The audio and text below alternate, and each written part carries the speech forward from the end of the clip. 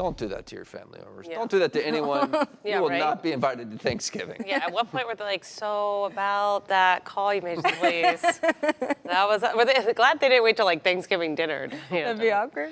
All right, Melissa, this storm is just relentless. So it crossed over the terrain, the rugged terrain of Jamaica, started to weaken, closed its eye, and we're thinking, okay, now it just kind of is probably going to truck along as it heads into Cuba. Still is a very strong storm.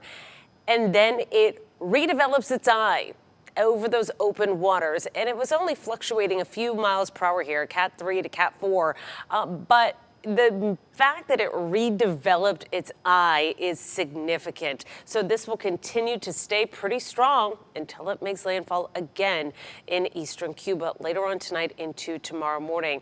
The difference for eastern Cuba will be the winds. It will be moving quickly. It will be moving off to about 9 miles per hour instead of that days where it just kind of stayed stalled of the island and brought a bunch of rain before it finally kind of emerged and made landfall. This will be gone by tomorrow afternoon, even if not midday.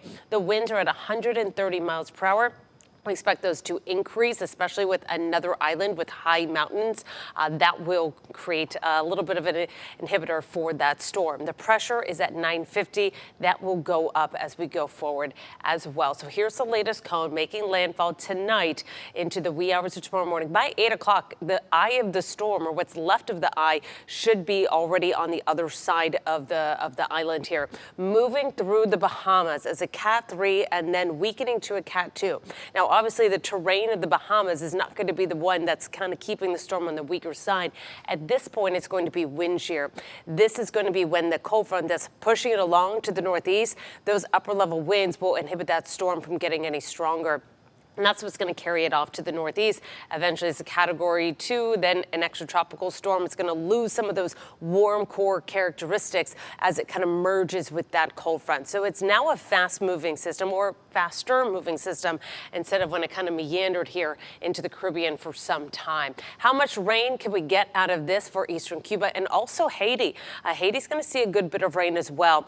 These are kind of on the lower side, 10, 20 inches. 4 parts of eastern Cuba will be kind of the standard across much of the island. And once again, we're talking high mountains. Landslides will be possible. There could be some isolated spots that get upwards of 25 inches, 2 feet of rainfall. And then for Haiti, into the peninsula here, 10, 12 inches of rain is going to be possible there.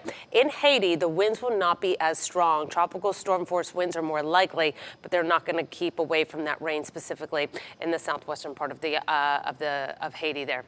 Once this moves through Cuba, it then takes off into the Bahamas. Still is a strong hurricane, but then it will kind of start to weaken with this wind shear as it moves off. Now, notice here, I kind of zoomed out here so you can see the setup. This is the cold front Thursday morning. That's going to keep us nice and cool. Yeah, we're getting some great weather out of this as this pushes off out of the northeast. Unfortunately, it's kind of hard to enjoy the good part of our forecast while we're dealing with such a major hurricane. High pressure is going to be here for the first weekend of November. We're looking at our first actual cold snap, if you want to call it that, for the season. Here's our cold front. It did bring severe weather through parts of Texas and into Louisiana, and that front is headed our way. We're not expecting severe weather. We're barely expecting any rain out of this.